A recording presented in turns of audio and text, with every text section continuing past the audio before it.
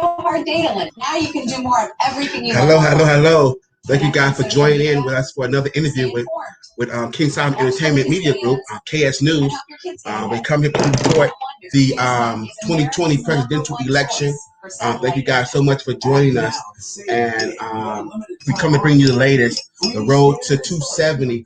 Thank you guys so much for tuning in. Please share this video, like, subscribe, comment. I want to take this time to thank our sponsors, the Moreland Greenwood Foundation, USC Black Alumni, as well as hearttoheartforyou.org, and also Hill to Hill. If you want yourself to partner with us and sponsor us, please send a request to our official website, KingSolomonEntertainment.tv, and we will connect and move forward in that. Also, we want to thank Heart to Heart for You for the 100 Shoots donation for our subscribers. Thank you so much for that. We're going to be releasing more names later today, and of course on I think Saturday, if not Saturday, Monday. Thank you guys so much for your support. Take this time out right now to give you all of our social media handles. Please share, subscribe, and comment. You're doing a wonderful job at that. Please keep it up. We want to do Twitter. We are capital K, lowercase I, SOLOMON, capital E, lowercase NT, capital C, lowercase O, the and symbol, capital M, lowercase E, DIA, capital G, lowercase ROUP on Twitter. Thank you guys so much for following us on Twitter. Facebook, we're King Solomon Entertainment Company. Thank you guys so much for the Facebook numbers. It's increasing every day. Thank you guys so much. Also, we want to come on Instagram. We Instagram live right now. Please, it's KING underscore SOLOMON underscore ENT underscore CO underscore CO underscore. So it's all underscores in between and underscore at the end. King Solomon Entertainment Company underscore and CO underscore at the end. Please add us on Instagram as well. Follow us, and on YouTube, James Claiborne Interviews. JAMESCLAYBON.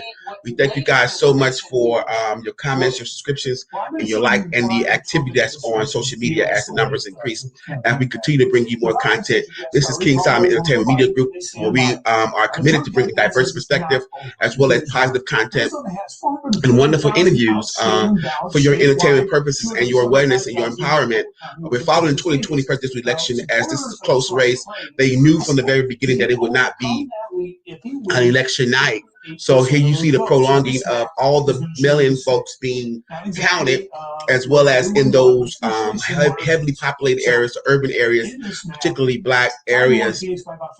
And as we continue to see them spin the narrative on really the fight is you in the thick of things, because the fight is going to be all the way to Pennsylvania come in, hopefully by tomorrow, if not next week, and spinning the narrative on who actually solidified this race as it unfolds, who gets the credit for what. And I know that now they're saying that because the numbers increased towards Trump in the African-American community as he appealed to those, particularly African-American men, because he was talking green, he was talking economics, that numbers increased.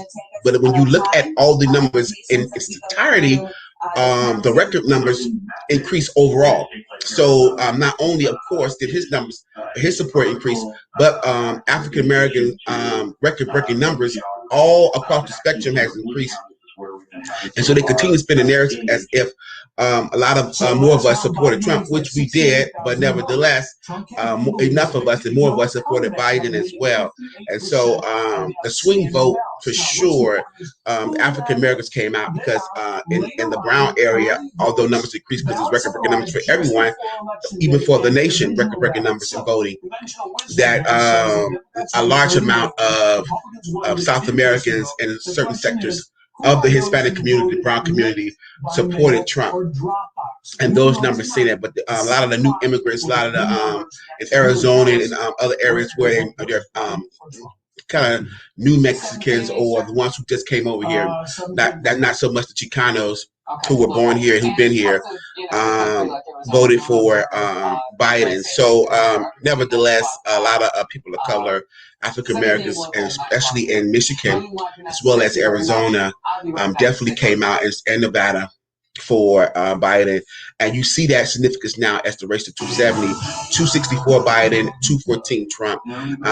I believe he needs one more state to really solidify his victory, but again, this is going to be a long, projected, drawn-out struggle. He's already setting up for legal intervention, as well as to recount the votes in those states that have 1% and a 1% margin. That's the criteria for a recount. And the logistics of what they're going to be looking for, they mentioned signatures. So if the signatures do not look like the print version, or you can read it or it's legible, I guess you want to throw it out. So I don't know how they're going to even begin to fairly recount. Also, the Republicans was rallying in Detroit as well as other areas for them to stop the voting, insinuating that they were conjuring up fake ballots and counting fictitious votes. And the argument is also that they were not just doing that, but they were interrupting the democratic process to allege or to insinuate that people should stop voting in the midst of an election. I don't even know why they were allowed to do that on federal property. But you have all of this going on as we continue the road to 270. So been really fascinated about how still waiting on Pennsylvania in its entirety. Michigan came in strong. Mariposa County in Arizona came in pretty strong for Biden. And so these numbers have significantly got him literally 6 points away from 270. And so it's still pretty tight because Pennsylvania and other states could kind of push him over. So now I guess he's trying to control the votes that are coming in. So a lot of the votes in the urban areas, heavily populated areas, they're like, again, they're trying to stop those votes, suppress those votes, and now count those and do away with those altogether. So which is unfortunate, but it's how even they even came in late is really dubious to me as well. But they also talking about post office scrutiny. And so I'm trying to figure out how the suburbials and rural areas even get counted prior to the urban areas if they were mailing in the votes early, as well as all other forms of voting, as well as mail-in ballots, as well as absentee ballots. Why is the urban or heavy populated areas being voted late, or even now he's saying to be not even counted at all, as if they're fictitious ballots? And so that's all of it is kind of like dubious and scrutiny to me. But again, they continue to push these narratives and continue to speculate and bring up division as far as concerns of the fair election process. But this was the concern of the Biden campaign in the first place, that these type of shenanigans would happen, and that he began to set up damage control when you're losing. And of course, I'm sure he had something in place if he would have been winning at this point. And Joe Biden's concern was these shenanigans of which you see and witnessing, as far as how he's reacting. First, he alleged that Biden was doing something to all the time. Trump camp even declaring victory early was part of shenanigans. And a lot of people are saying they're outraged because it's intervening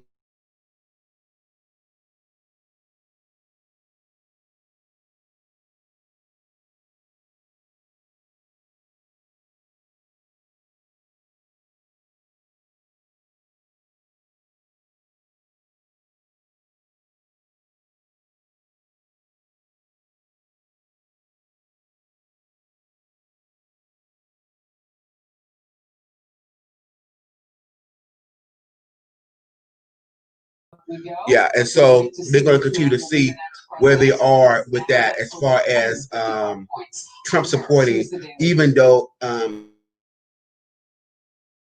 it seems, will they begin to now get behind America and enforce America policy, even as Republicans and as Trump supporters, will they see a sequestering and continue to support Trump and his shenanigans as he refused to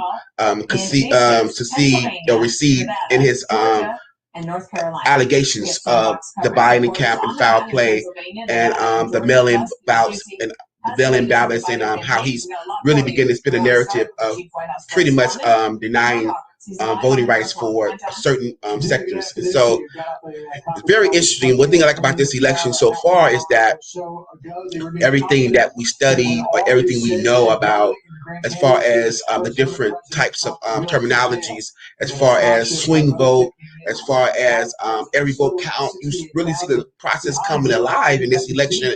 And you really begin to see that your vote is very, very important, and that you see that the African American vote has been underestimated. Obviously, it's important, and I think from this point moving forward, it would probably never be underestimated again. But understand the voting process is the beginning, because once they get in office, you have to also be aware of how to get those promises and those things that they ran on done.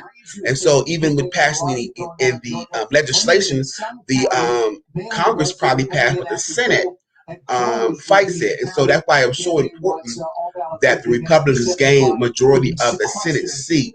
But that's, again, when you begin to really do politics and trade off. If you give them this, they'll give you that.